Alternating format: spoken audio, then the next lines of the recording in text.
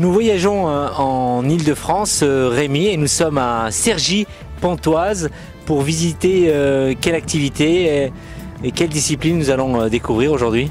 Là, nous allons découvrir le hockey sur glace et le patinage artistique pendant toute la journée. Hockey sur glace, ce qui est intéressant, surtout le patinage artistique, c'est que nous allons rencontrer des couples gays, enfin homo, 2 hommes, 2 femmes. C'est quelque chose qui est assez pas fréquent en fait. C'est pas fréquent et je crois même que c'est pas du tout reconnu au niveau international.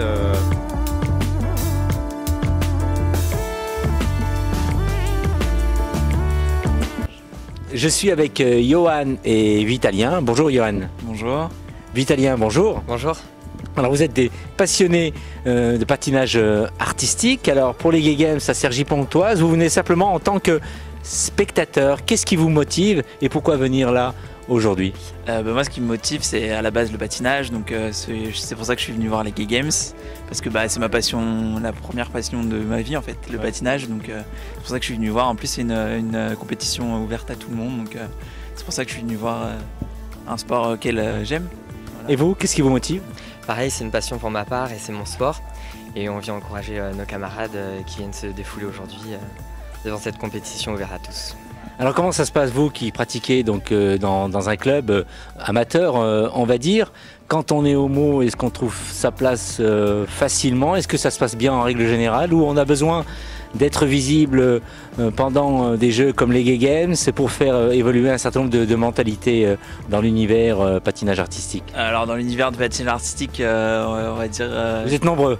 Oui, on est nombreux. Généralement les garçons, enfin je vais pas faire une généralité, mais on va dire que les garçons qui font du patin, c'est pas très difficile à savoir qu'ils sont gays quoi. Enfin, ouais. Après je vous dis, voilà, c'est pas une généralité, mais voilà. Vous en parlez, ou ça se sent, ou il y a une sensibilité qui fait qu'on comprend tout de suite? Ça peut se voir au patinage, ça se sent, enfin il y a plusieurs signes qui font que ça peut se voir en fait. Ouais. Donc, voilà. Même argument? Ouais, ça se sent dans les vestiaires aussi. Ah tiens, intéressant. Qu'est-ce qui se passe dans les vestiaires? Oh, rien, on rigole bien, mais c'est une petite famille, on se connaît tous principalement. Donc, ouais. Ce qu'on voit pas régulièrement, et c'est pas une habitude, c'est de voir par exemple des couples homo, couples de garçons et de filles. Ça, on le voit pas en règle générale. Ça, on le voit jamais. Et, là, c'est même la première fois qu'on va le voir aux Gay Games. Enfin, moi, en tout cas, j'ai jamais vu de ma vie, quoi. Ouais. À part si dans un film, Le Roi du Patin, je crois, de mémoire. Ouais. Et voilà. Mais peut-être que la réalité, ça deviendra finalement une réalité un jour grâce aux Gay Games. Et est-ce que vous imaginez un jour justement de voir des couples homo pratiquer normalement ailleurs en dehors des Gay Games? Oui, on espère voir des couples unisexes patiner en grande compétition. Pourquoi pas au JO un jour, ouais. On verra. On en parle un peu dans le monde amateur, l'idée de voir des couples danser ensemble, patiner ensemble. On en parle, après c'est difficile de le réaliser, enfin, on n'en voit pas beaucoup, enfin il n'y a pas beaucoup de réalisations, mais on en parle. C'est vrai que après la mise en œuvre des couples à faire sur glace, et avec le nombre d'heures à avoir et tout ce qui va avec, c'est un peu difficile, mais en règle générale on en parle beaucoup. Ouais. Alors vous êtes là depuis hier, alors qu'est-ce qui se passe depuis hier? Est-ce que vous pouvez nous assurer un commentaire et nous dire un peu ce que vous avez vu et vécu jusqu'à aujourd'hui?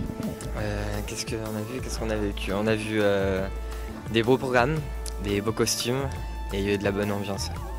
Du monde autour dans les gradins? Ouais, beaucoup de monde quand même hier. Là un peu moins aujourd'hui, ouais. Mais bon, comme on est plein sport super médiatisé, on espère de voir un peu plus de monde chaque jour même. Et quant à la qualité au niveau artistique, le patinage artistique chez les différents couples qu'on voit, qu'est-ce que ça a donné? Est-ce qu'il y a du bon niveau? Pour l'instant, oui. Après, les couples, on les a pas encore vus parce que là, ça va arriver. Ouais. Mais c'est vrai qu'au niveau de l'artistique, c'est génial, quoi. On voit des choses extraordinaires, des choses qui sortent de l'ordinaire, en fait. Donc, c'est pour ça que cette compétition des Gay Games, c'est extra, quoi. Ouais. Ça sort de l'ordinaire et c'est super bien. On voit des costumes, tout ce qui va avec, c'est génial. Qu'est-ce que vous allez être amené à transmettre justement après les Gay Games, en revenant à la rentrée dans votre club? Est-ce que vous serez amené à en parler justement aux membres de votre club, de votre structure? Ah oui, on va faire de la pub à fond. Ah ouais? Oui. Quel type de pub et comment? Abonnez-vous à Pink TV. Ah oui. Ça c'est pas mal. Et pour toi? Moi je vais faire de la pub, je vais essayer de développer la communauté LGBT au sein du club. C'est assez difficile déjà, mais je vais essayer de le développer au sein des Gay Games. Et pourquoi pas même participer dans 4 ans pour la nouvelle Ah bien, vous avez l'air déjà formé à Hong Kong. Oui, on va voir si on va peut-être monter un programme, peut-être faire du couple. Ensemble justement, oui. Peut-être. Oui. C'est pas sûr, mais peut-être. Bah, à la base, je devais participer là au Gay Games, mais j'étais un peu pris court financier. Ouais. C'était difficile, mais à la base, on m'a proposé de participer. Ouais. J'aurais pu, mais à cause financier, j'ai pas pu.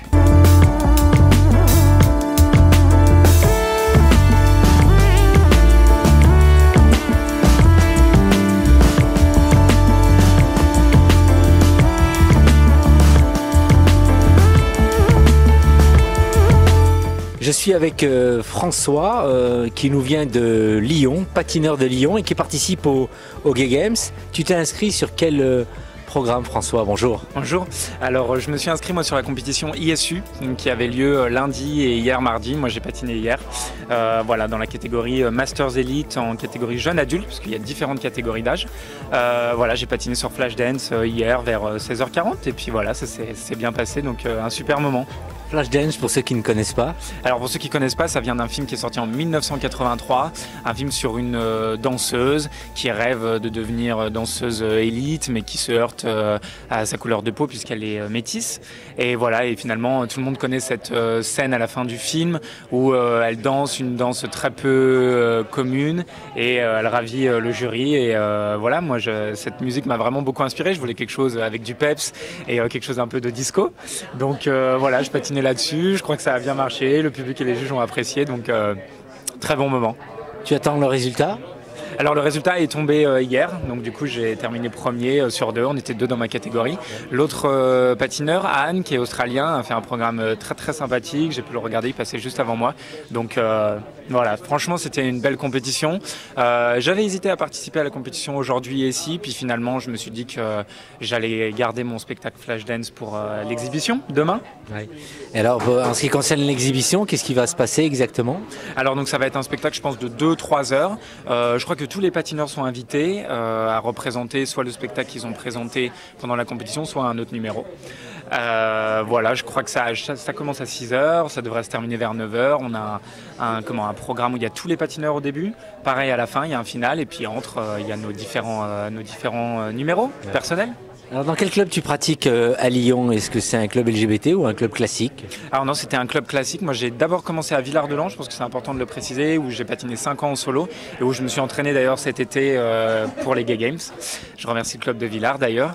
Et après moi j'avais fait du couple à Lyon, au Lyon Glace Patinage pendant 5 ans.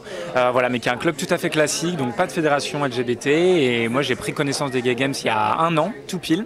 Voilà, et j'ai vu à ma grande surprise qu'il y avait du patinage, alors je me suis dit que c'était l'occasion de faire un spectacle, de faire un programme. Ouais. Alors qu'est-ce qui motive aussi ta participation dans ces jeux?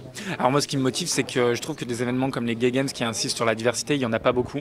Et malheureusement en 2018 on a encore besoin de ce genre d'événements, on a même beaucoup besoin de ce genre d'événements pour éveiller les consciences, avoir des regards bienveillants. Je crois que c'est vraiment le mot qu'il faut souligner, on a besoin de bienveillance. Et dans le milieu du patinage je trouve qu'il y en a beaucoup, mais c'est quand même important d'être avec des gens qui sont là pour s'exprimer, pour être eux à 100%. Ouais. Et je pense que ça peut donner un bel exemple.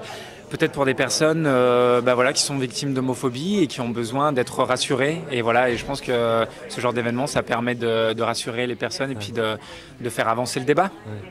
Ce qui est rare au Gay Games, c'est de voir justement des couples de même sexe pratiquer donc, ensemble.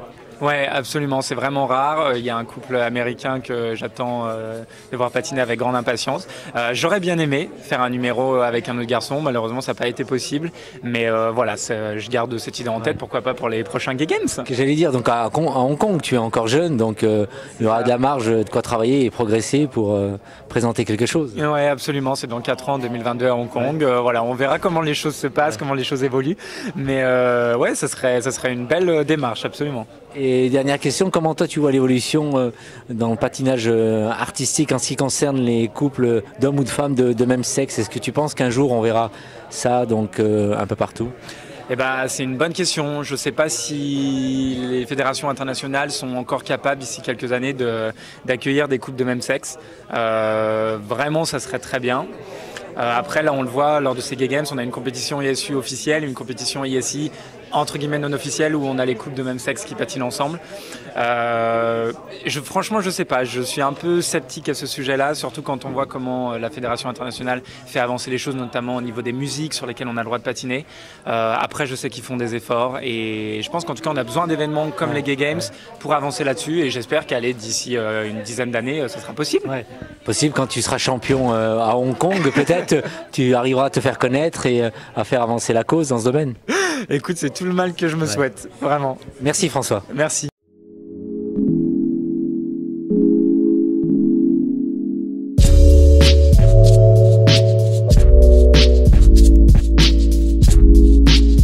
Je suis avec Michael qui est trans, qui habite Montpellier et qui participe aux Gay Games. Comment tu t'es inscrit? Comment tu es venu à participer au jeu aujourd'hui?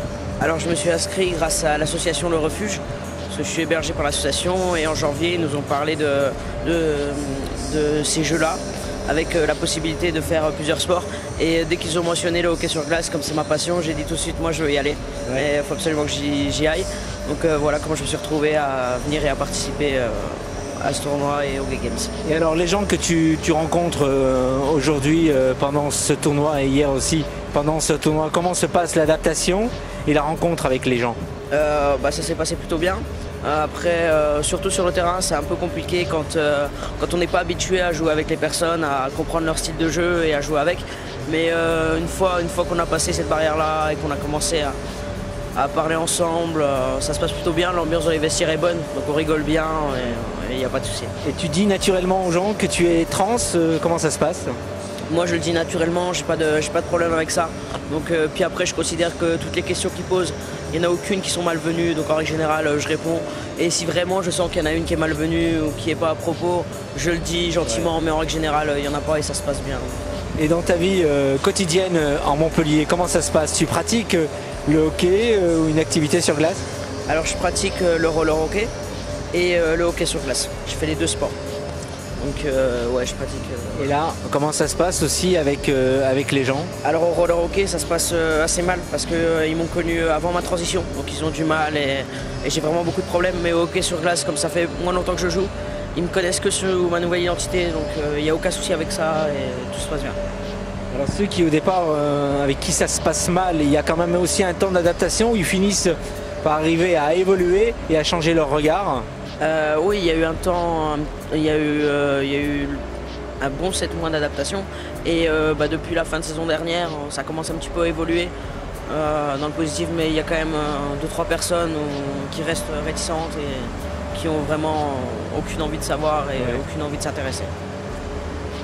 Quand on arrive à changer de sexualité, j'imagine aussi qu'on change complètement de vie, d'amis, certainement.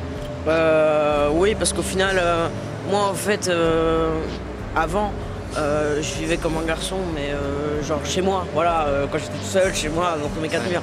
Et c'est vrai qu'on change beaucoup avec les autres personnes, surtout avec les filles en fait. Ouais. Bon, après moi je suis homosexuel, donc voilà, mais c'est vrai que les relations avec les filles c'était différent parce qu'avant j'avais pas une super amitié avec elles et depuis que je m'assume et tout, j'ai une très bonne amitié en règle générale, surtout avec les filles du coup. Tu auras donc vécu de bons moments au jeu pendant les Games à Paris, mais une fois que tu repartiras à Montpellier, tu aimerais bien revivre et vivre des temps forts comme ça. Donc comment tu feras pour pratiquer normalement le hockey sur glace à Montpellier sans que les regards persistent, sans que tu sois jugé et montré du doigt? Là après ça commence à évoluer au roller hockey, donc je pense que d'ici le début de la saison prochaine et allez, grand maximum milieu de la saison prochaine, ça se passera bien et comme au hockey sur glace il n'y a pas de problème, je pense que ça va continuer comme ça, donc je suis assez optimiste par rapport. Tu finiras peut-être par aussi développer le hockey dans ta région et de l'afficher LGBTQI. C'est ce que j'essaye de faire, mais malheureusement on n'a pas assez de personnes actuellement qui pratiquent le hockey et qui sont LGBT à Montpellier pour pouvoir monter une équipe. Mais c'est vrai que ce serait une idée et essayer de le faire, ou tout du moins déjà en France. Il y a peut-être le moyen de le faire en France, sur une équipe française. Tu penses déjà participer aux prochains Jeux à Hong Kong dans 4 ans? Je pense oui, et je pense même essayer de monter une équipe de hockey avec les personnes de l'équipe de France que j'ai rencontrées ici. Ouais. Voilà. Merci à toi et bravo. Merci à vous.